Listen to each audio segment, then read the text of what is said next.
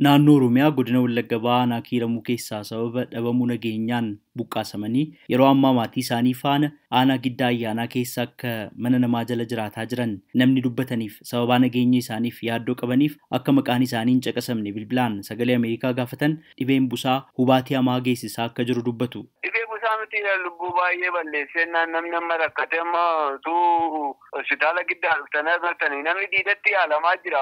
Manni sireen kaakennaan ijoollee baay'ee haadholii baay'eetu wareegamaa jiru waa'ee isaatiin.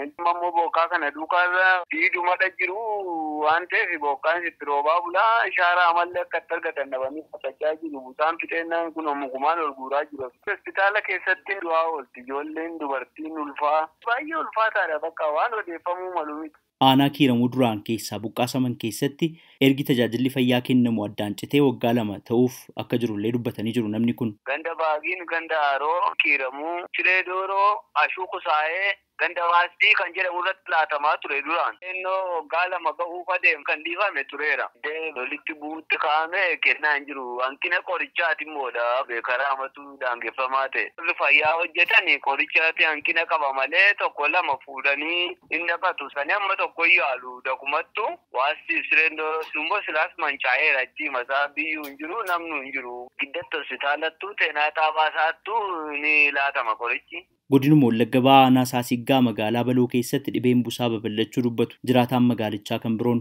Qorichi dhiyeessiin ergichi ka'e ture ammaa akka gadi hin buune godhanii makiinaa hojjetee hundumtii bakka dhukkubsataan mallee fayyaan ammaa qoricha kennuun hin jiru. Uummanni akka jedhe bakka adumaa jira karaan gamaa gamaan irraa cite sababa nageenyaati jedhu maskalii warra laman xinnoo tokko fidanii buusan inni waliin ga'u ganama namni 10 jalqabu warafaa waliin ga'u ilbiin namaa dhukkubsataa dhukkuba garee keessa jirra bakka dhiyeessuudhaaf karaa makiinaan ittiin deemamu hin jiru. Yoori gaafannes dhiyeessiin qorichaa baay'ee nu bira hin jiru. Dhimmuma kanarratti jaarmayaa mootummoota gamtoomanitti waajjirri qindeessaa gargaarsa namummaa UNOChaan gabaasa kaleessa baaseen Oromiyaa lixaa keessumaa godinaalee Wallaggaa 4 keessatti haalli gargaarsa namummaa yaaddessaa ta'aa dhufuu beeksisee jira. Keessumaa rooba amma roobaa jiru wal qabatee bishaan kuusamaa jiraachuu fi haala dhabamuu nageenyaa irraa kan ka'e dhibeen busaa akkaan hammaachuu ibsee jira.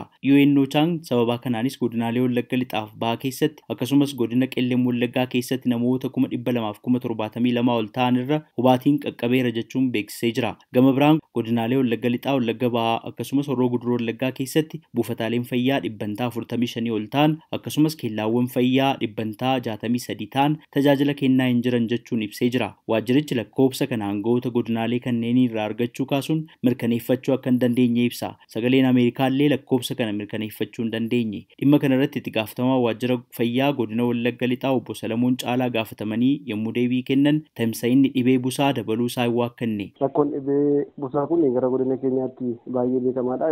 Akkas gaafa jennu bara kana kan jalqabeetu hin taane waggaadhuma waggaatti haaluma baramaa godina keenyaa tooppoogiraafii jiru teessuma lafasaa bishaan kana wal qabatee keeziin waggaa waggaatti ol kaadha. Bara kana yoo ilaalle immoo xiqqoon fileet godhee jira jechaadha. Sababoonni kanaan wal qabatanii jiran akkuma addunyaatti dhimmoota jijjiirama qilleensaa wal qabatanii jiran. Spesifikaalii godina keenyatti yoo dhufte immoo bishaan iddoo baay'eetti kuufamee kan jiru haraa hedduu jira naannoo Baabboo Gambeen naannoo mana Sibuu kana yoo ilaalle. Bakka kana hundaa wantoota uumamaa kana deemanii kontirool gochuun biifaatti biifuun yookaan waan biraan bishaan kana sochoosuun kontirool gochuun bakka hin danda'amnetti jira. Kuni faaktarii isa tokko guddaadha jechaadha. Lammata rakkoo nageenyaati. Rakkoo nageenyaa wal qabatee bakka baay'eetti keessumatti community based hojiin sadarkaa hawaasaa sadarkaa gandaa bakka baay'eetti hojiin ittisaa hojjechuu irratti danqaa ta'etti kan ture. Obbo Salamoon dhibee busaa ittisuuf waan hojjetaa jirraa jedhan ibsanii jiru. Maloota ittisa isaatii guddaan itti fayyadama goobaraa ture. Xinnaate bara kana keessa aanaa 15 goobaraa 667 waliin hirreetti kan jiru jechaadha. Inni amma beekiitti hiruun gaarantii miti